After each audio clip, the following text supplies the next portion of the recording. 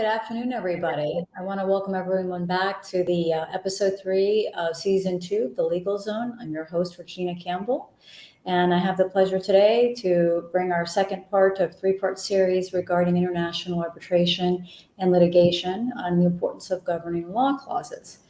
I also have the pleasure, we'll take a step back for a moment. If you recall, the first part, we had Mr. George Berman on the line, so to speak, that talked to us a little bit about and gave us pointers and tips to take into consideration when entering into an international business transaction, an agreement, as well as the importance of understanding the legal issues that one should consider when drafting a governing law and venue clause.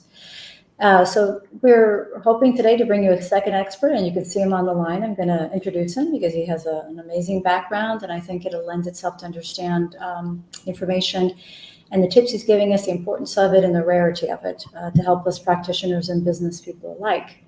Our guest today is James Claxton. He graduated from Tulane University Law School. He has an LLM in International Business Law from the London School of Economics and Political Science.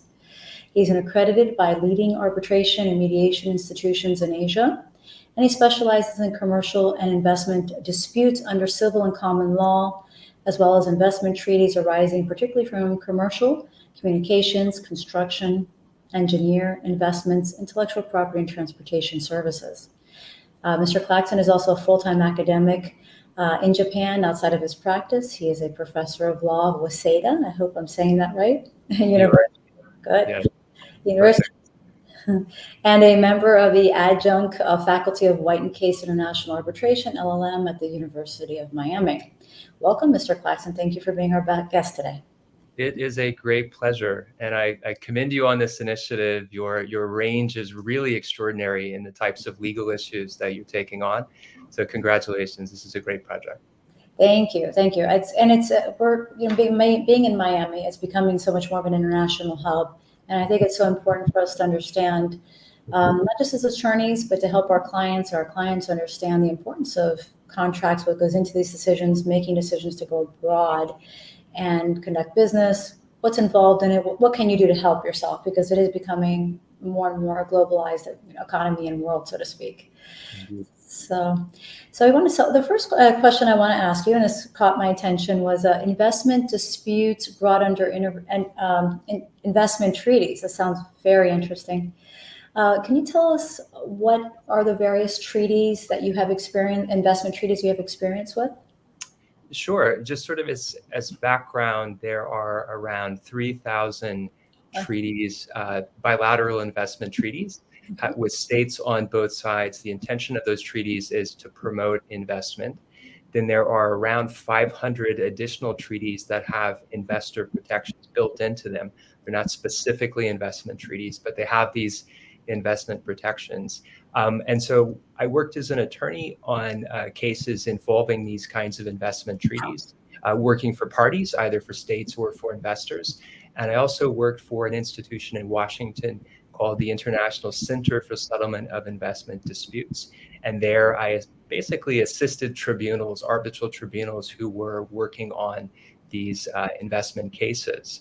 And so I've had experience with about 10 different investment treaties, most of them involving parties in Europe, Asia, and Africa.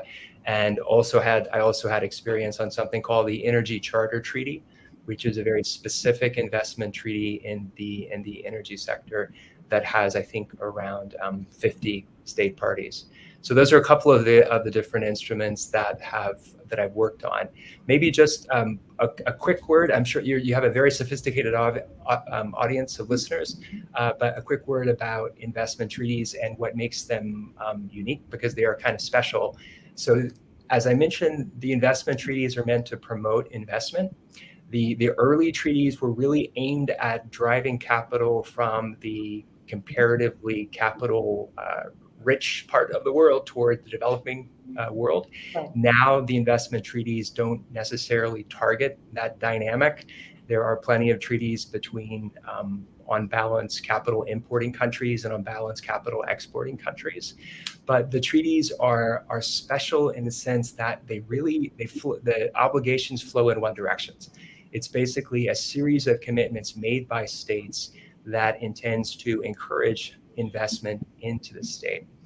Something else kind of interesting about the treaties is they provide the possibility for arbitration directly between an investor and a state.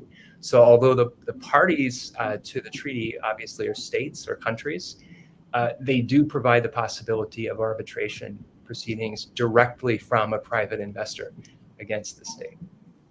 And is that to encourage investors to want to come in so they have an idea of what to expect or some of their game? Is that what that's for?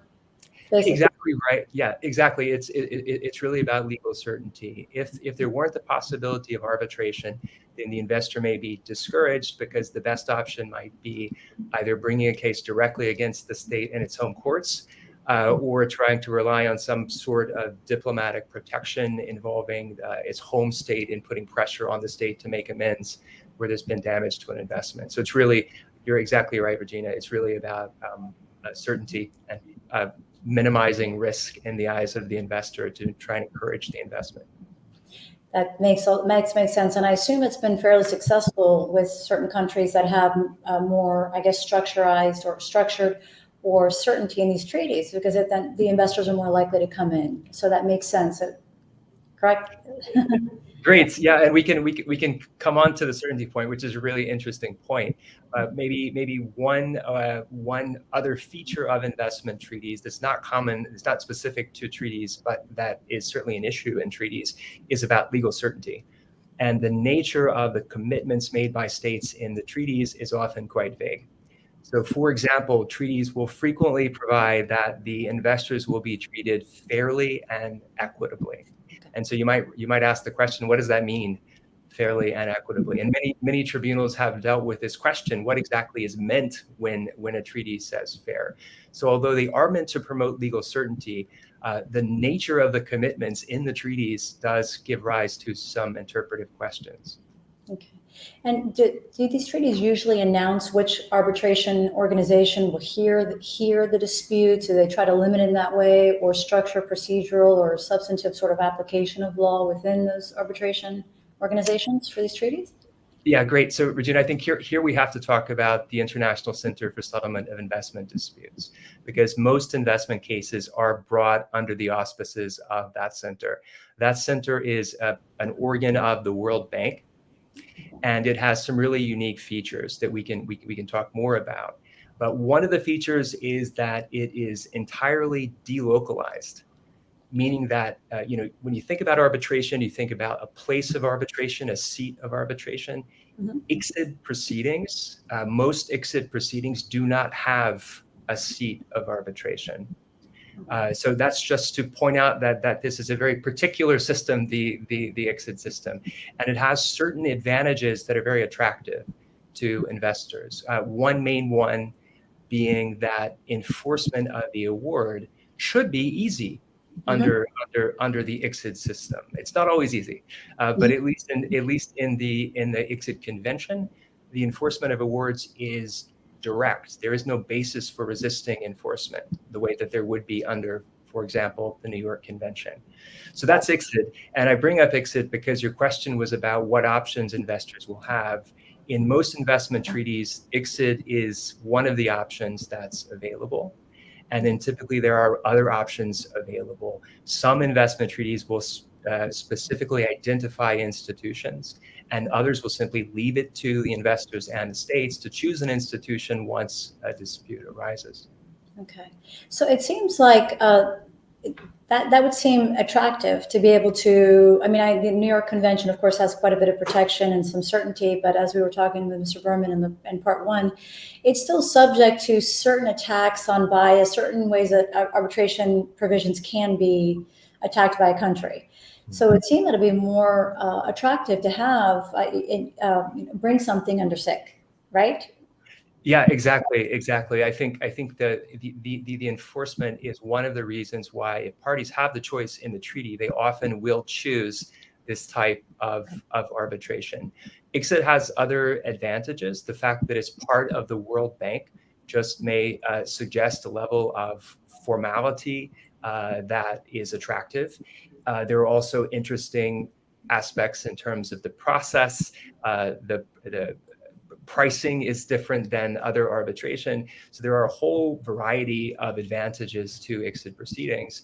And so if it's possible, it's not always possible, but if the jurisdictional requirements can be met, investors will often choose ICSID proceedings over other options in the treaties. Okay, so that kind of answers some of my other questions that I had about, so not only just what are the differences between the treaties, and I guess we can't get into all 3,000 of them right now, but also, do you have the choice to arbitrate or choose, governing law or other kind of, do you have the same freedom in these type of contracts that deal with investment treaties that you normally do under sort of the typical Western type contracts that allow for quite a bit of contracting and freedom to contract? Right. So I think the first thing is to go back to ICSID. So if the interest is whether or not the investor can choose the place of arbitration, if they choose ICSID proceedings, this particular type of proceeding we've been talking about, then there really is no place of arbitration. It's entirely delocalized. It's an entirely self-contained system. And to be a little bit more concrete about that, so normally if a parties to a contract, commercial contract, were selecting a seat, they'd be thinking about things like to what extent will the court help if there's a need for help from the courts in the arbitration. For example, if one of the parties, if the respondent fails to appoint an arbitrator, can the investor or can the claimant or the plaintiff go to the courts and ask the courts for help? So that's one of the ways that court involvement is important. That is not part of the ICSID system. There is no defined system that the parties can go to. So at least when talking about the ICSID system, the choice of seat is irrelevant because there is no formal seat. There's no place that parties can go during the arbitration process for assistance. The other reason that seat is important that I think you talked about with Professor Berman, and what an honor to follow Professor Berman, but that also is where the parties will go if they want to try and challenge an award in commercial arbitration proceedings. So on limited grounds, if a party is unhappy with the result of an arbitration, they can go to the courts at the place of arbitration and they can raise certain arguments to have the award annulled. In the ICSID system, that's not possible. There's a self-contained annulment process that the parties will go through if there is a challenge to the award that's entirely independent of domestic courts. Okay. Amazing. I do, but do most other, I guess with the treaties, we were talking about the treaties particularly, you can choose what arbitration seat, I guess, to some extent, right?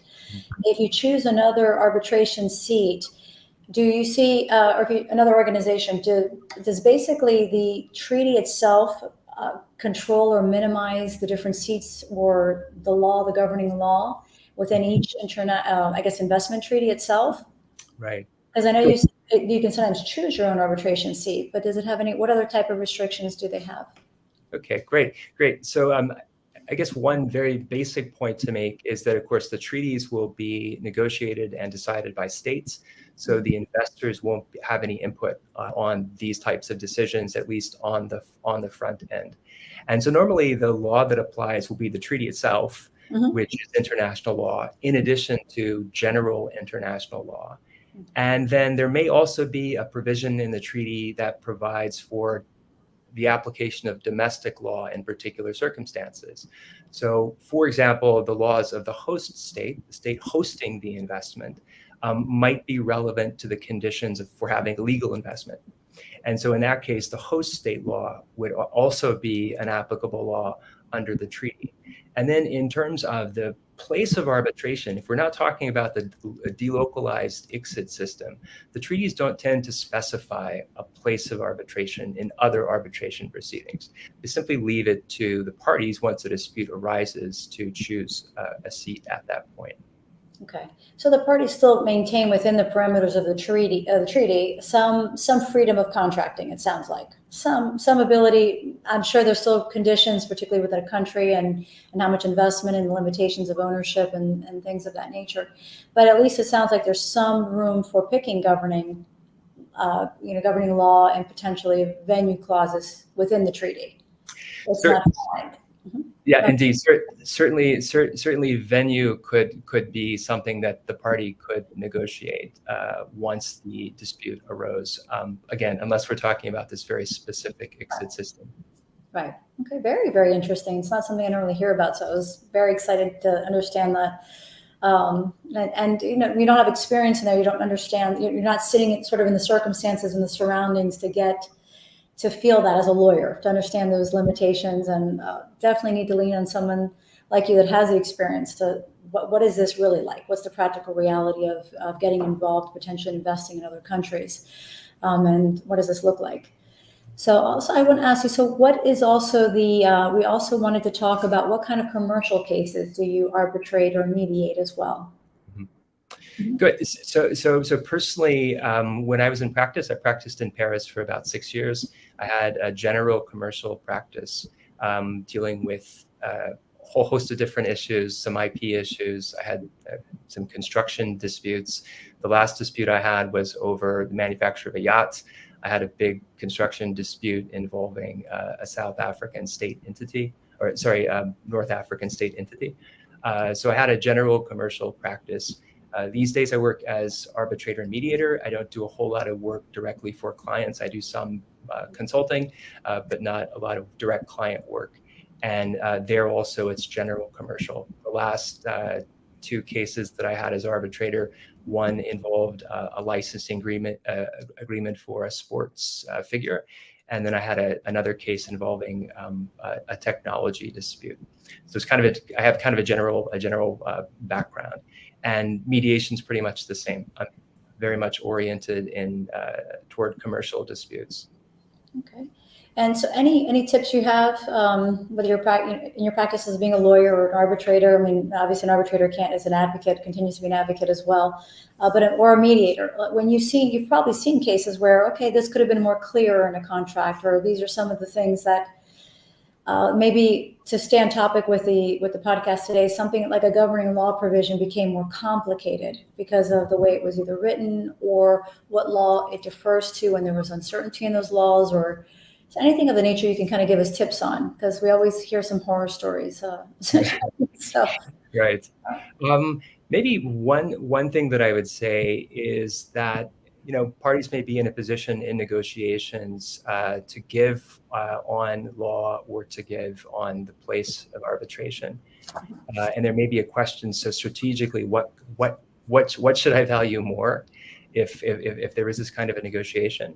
So my own take on this is that the place of arbitration, the choice of the place of arbitration, is really important. Because if the parties have to rely on the courts for assistance during the proceeding, or if there's a challenge to the award at the end, the courts become very, very important in the process. Whereas the choice of governing law, it also can be very important. But in my own experience, often disputes are decided on the facts. I'm sure, Regina, you have had the same experience. And even where the law is relevant in terms of preparing and where it comes up in cases, at least in my part of the world, often the laws in this part of Asia are based on more familiar laws to me from Europe and the United States.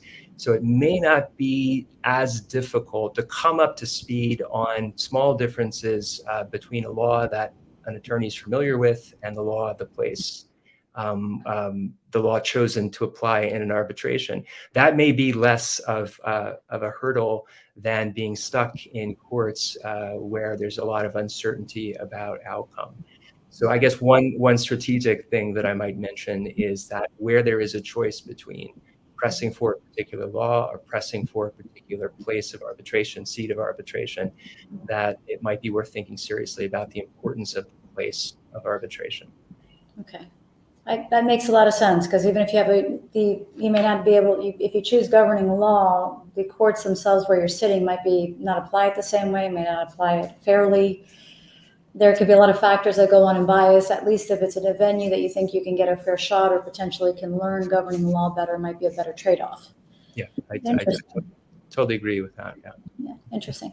So what other tips do you have? It seems like you work a lot when I read your profile in China, Korea, Japan, of course.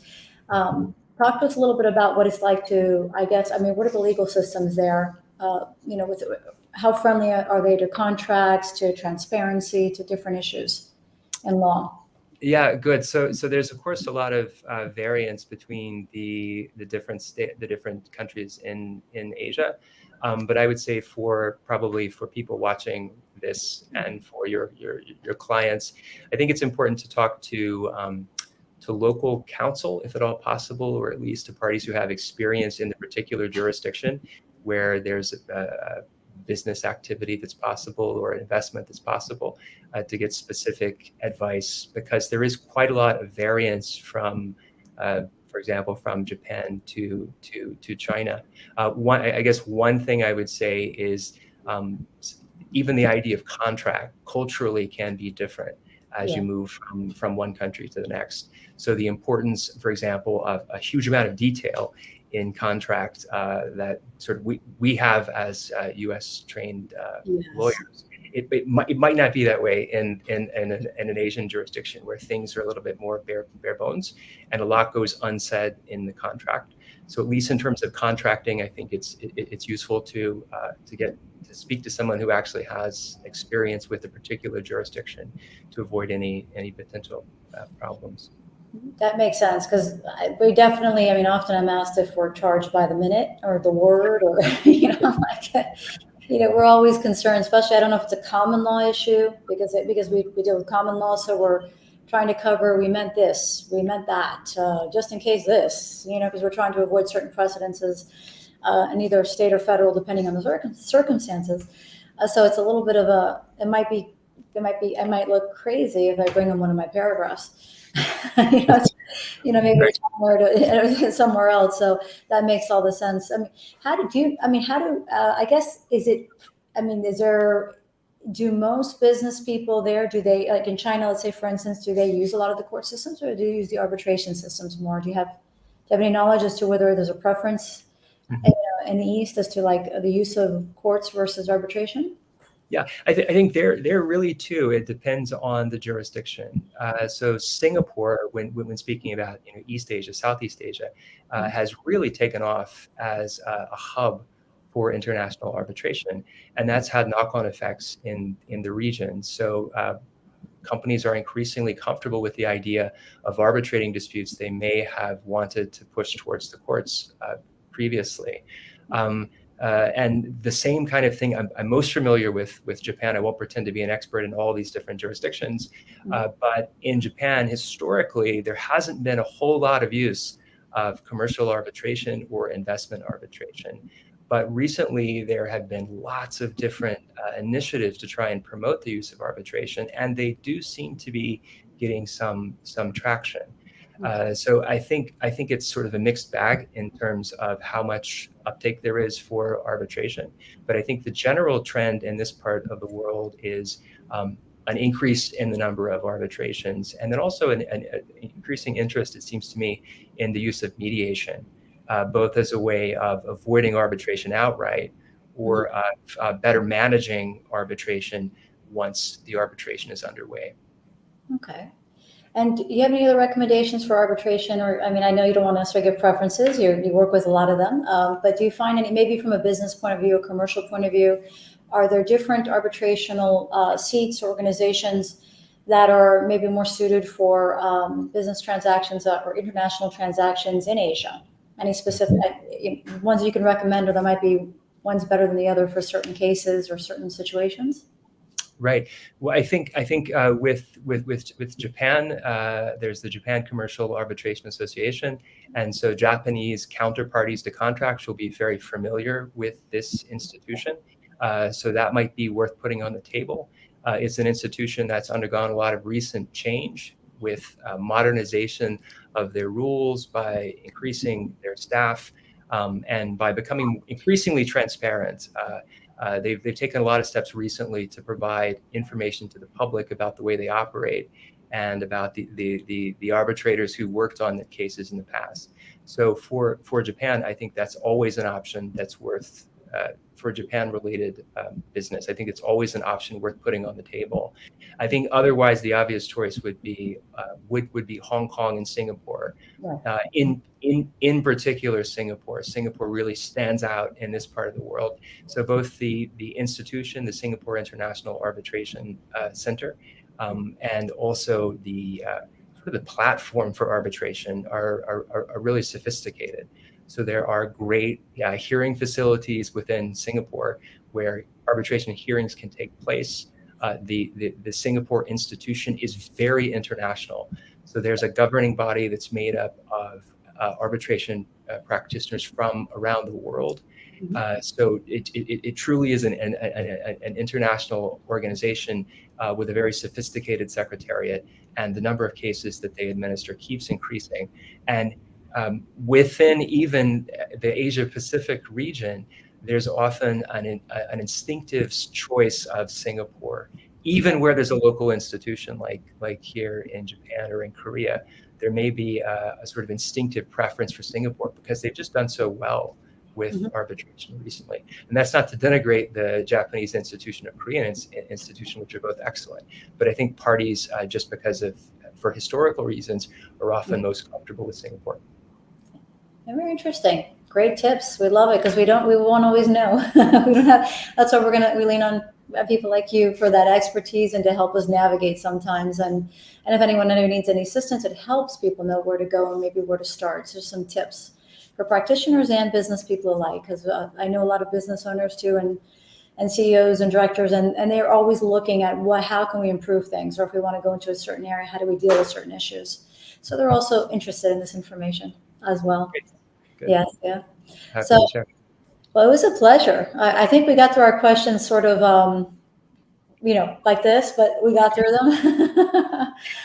So I want to thank you so much for coming on. Would you like to share anything else with the audience, or anything else that we even thought of about tips or anything? No, I think just maybe because we began with investment treaties, I think one thing that listeners of this might try and keep in mind is that there may be treaty protection behind their commercial activity, even that they're not aware about. And it may actually have relevance to how investments are structured. So it may be, for example, that to take advantage of an investment treaty, it would make more sense to organize the investment through a subsidiary in a country that has lots of treaties with favorable conditions to investors. So maybe that's my closing thought, is that sometimes this investment treaty system is underutilized or not well known to certain investors. So I think from the investor's perspective, it's worth doing a little homework to find out what kind of treaty protection there is and how the investments can be structured to take advantage of these treaties. That's a great tip. Didn't even think about it. I didn't even think of that. That'd be great. That's wonderful. That's why we have you on. So thank you. That was a great tip. I didn't even, right when you're saying it, my light bulb went off and I was like, oh. So wonderful. Thank you so much. Thank you so much for coming on. We appreciate it so much, Mr. Claxton. And it must be early there, right? Early in the morning? No, it's a very civilized 7:30 in the morning. So it's really no problem. Okay. Well, thank you for being up early with us, this morning. Not at all. Thank you so much. Maybe we can do it again someday in Miami if I have the good fortune to be in Miami. Yes, let us know if you're going to be here. We'd love to do it in person. And if I can get down to Japan, we'll do something there too. I'd love to, like we talked about, a beautiful time of year to come. Indeed. You're warmly welcome. Yeah, thank you. Thanks very much. You're welcome. Thank you. Okay. Bye, everyone. Bye-bye.